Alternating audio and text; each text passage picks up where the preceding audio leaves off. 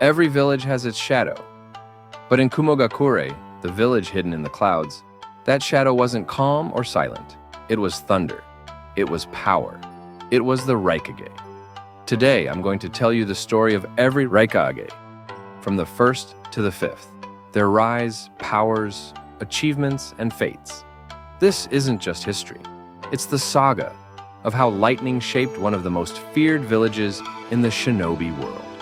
The First Raikage, the founder of the storm. Long before peace, the land of lightning was chaos. Rival clans clashed in endless wars. Children raised swords against children. Out of this storm rose a man known only as the First Raikage. He was broad, proud, a wall of muscle and conviction. He gathered the warring clans beneath a single banner.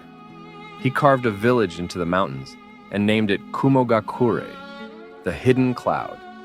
But founding a village wasn't enough. At the first Kage summit, he faced titans: Hashirama Senju, the first Hokage; Ishikawa, first Tsuchikage; Byakuren, first Mizukage; and Reito, first Kazekage. All powerful shinobis. These were the big dogs of this era. While others squabbled, demanded recognition. Hashirama himself gave tailed beasts to balance power among nations. And yet, A's hunger for strength was endless. He sent two brothers, the infamous Kinkaku and Ginkaku, to capture the Nine Tails. They failed, but by devouring the beast's flesh, they gained its chakra, becoming monsters in service of the cloud. The First Raikage lived a warrior's life, and like many warriors, died on the battlefield. His end remains lost in time. But what mattered was this: he left a storm behind, one that would never fade. The second Raikage, the dreamer of peace. His successor was his bodyguard, also named Where the first was thunder, the second sought calm. He dreamed of peace, even daring to negotiate treaties with the Leaf. At one such meeting, standing beside the Hokage Tobarama Senju, fate intervened. The gold and silver brothers struck, ambushing the ceremony. Tobarama barely escaped, but the second story ends in shadow. Some say he fell there. Others believe he survived only to die later. What we know is this: the second Raikage tried to mold Kumo into something greater than a fortress of war. But the world of shinobi is cruel. Peace slipped through his fingers. The third Raikage, the unbreakable shield. Then came the legend. The third Raikage, the beast of the cloud, a man of few words but deadly. Let me explain.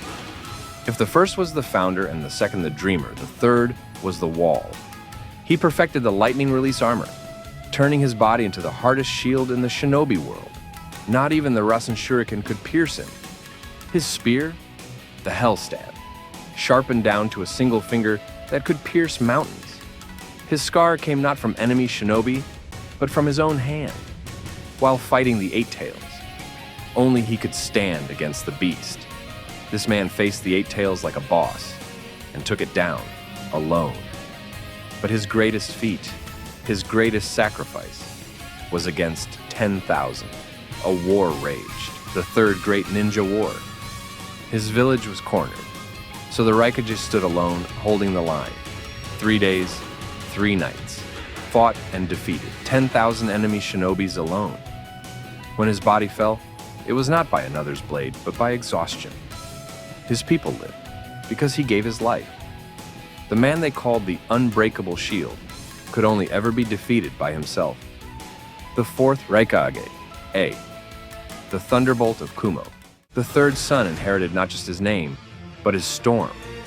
The fourth was raw power, speed, and fury. He can use 3 chakra natures: lightning, earth, and fire, just like his father. His lightning release armor pushed his body beyond human limits. After Minato's death, the Yellow Flash, he claimed the title, the fastest shinobi alive. He is so strong, he shattered Sasuke Susanoo ribcage with his bare fists. He cut off Gyuki's horn, the 8 tails. His Liger Bomb, a wrestler's slam infused with lightning, was feared across nations. But he wasn't just muscle. In the Fourth Great Ninja War, he became Supreme Commander of the Allied Shinobi forces. A man who once distrusted peace stood shoulder to shoulder with other Kage, leading the largest army in Shinobi history, the allied Shinobi forces. His willpower was brutal. When flames of Amaterasu clung to him, he didn't scream, didn't hesitate.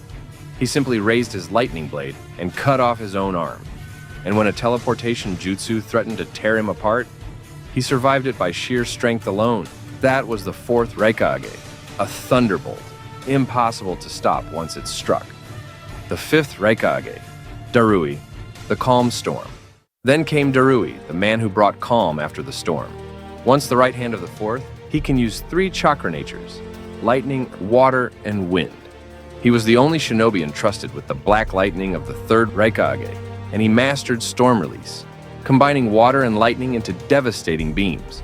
During the Fourth War, he led the First Division, where he fought his greatest battle against the Gold and Silver Brothers, those same monsters created in the First Raikage era. Using the legendary sage's tools, the Beni Hisago and Kohaku no Johei, Darui sealed them, ending their curse once and for all. That moment, more than any other, proved his worth. He wasn't just powerful, he was wise, thoughtful, steady.